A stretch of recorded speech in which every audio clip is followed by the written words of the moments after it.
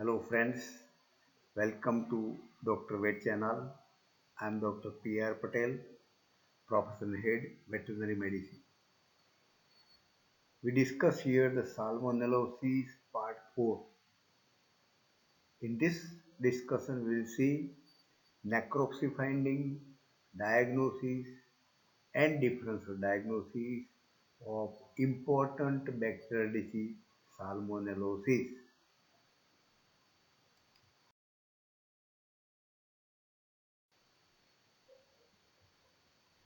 Friends, here we will see necropsy finding of Salmonellosis. Below I have mentioned the organs involved and only characteristic pathological lesions in that organ. In gastric mucosa, there is hemorrhage and edema. In intestinal mucosa, there is necrosis, ulcer formation, and hyperemia. In cecum, there is zebra marking stripes, that is the characteristic. So these symptoms are observed, that is characteristic to gastroenteritis.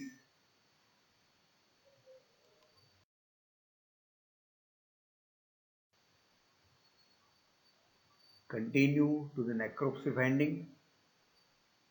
The organism enter into mesenteric lymph node and they produce hemorrhagic changes. In lungs, the Salmonella organism causes abscess. In pleura, Salmonella organism causes pleuritis and there is adhesion between the pleura, that is pleural adhesion. Liver is enlarged with a necrotic foci. Spleen is also enlarged and there is pulpy like filling.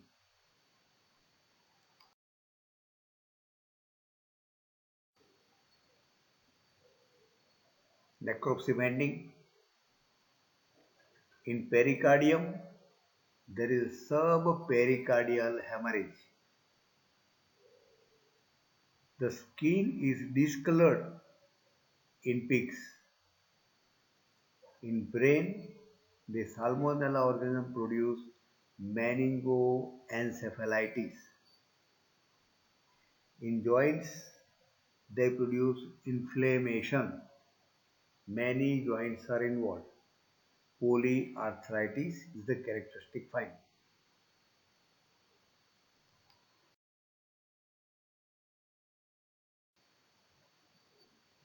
In this presentation, we will see diagnosis of Salmonellosis.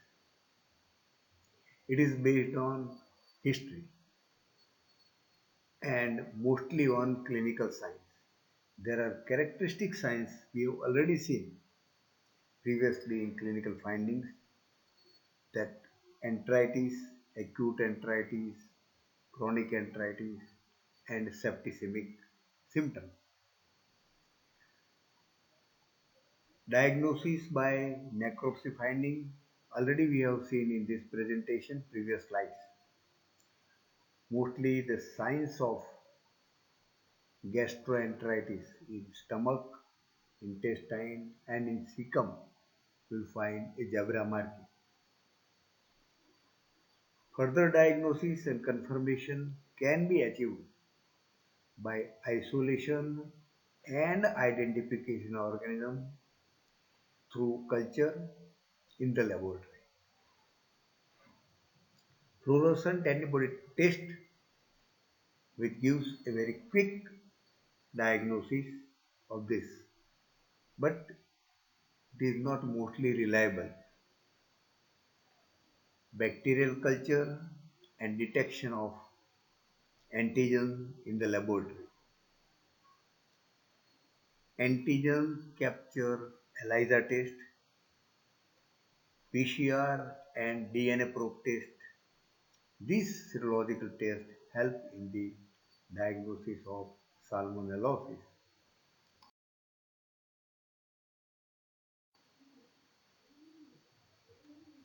Friends, for the diagnosis, we have to collect samples from the animal. Which are the samples collected for the diagnosis? Most important sample is the feces because the organisms are excreted through the feces. Other samples collected are blood, serum, milk, body fluid, and tissues, either for the bacteria, salmonella, or for antibody.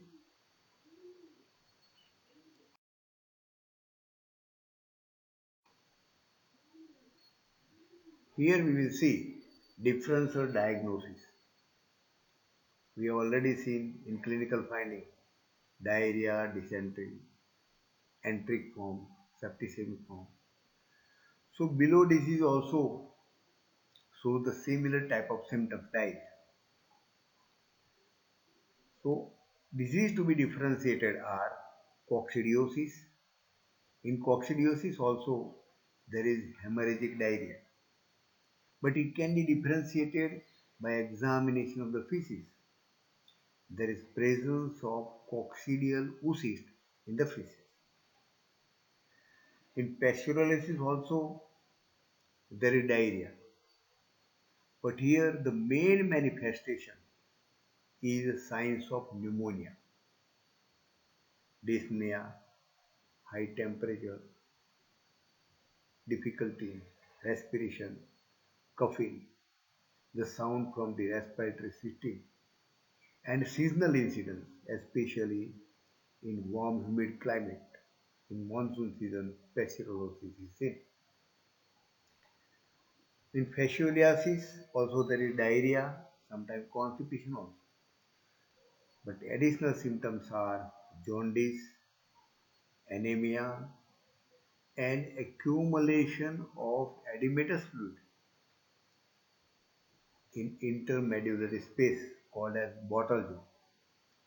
Further confirmation can be achieved by examination of the feces.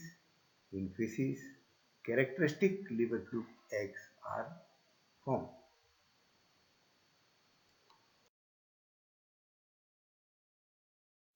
In continuation of the differential diagnosis, in poisoning also the diarrhea is common symptom. But in poisoning cases there are convulsions and specific signs of poisoning. There are central nervous system signs, convulsions, coma, tremors, nystagmus, etc. And there is diarrhea also. In colibacillosis also there is diarrhea. Colibacillosis and salmonellosis, they produce almost similar symptoms, but they can be differentiated by proper laboratory diagnosis, cultural examination, and serological test.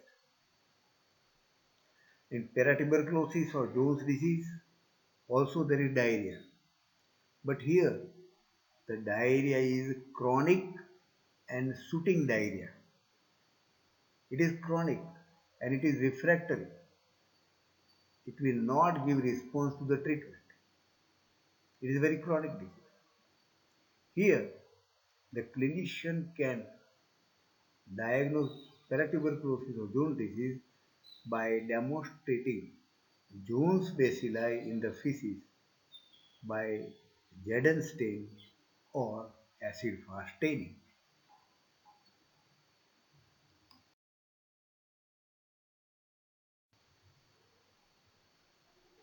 Friends, salmonellosis is very important disease.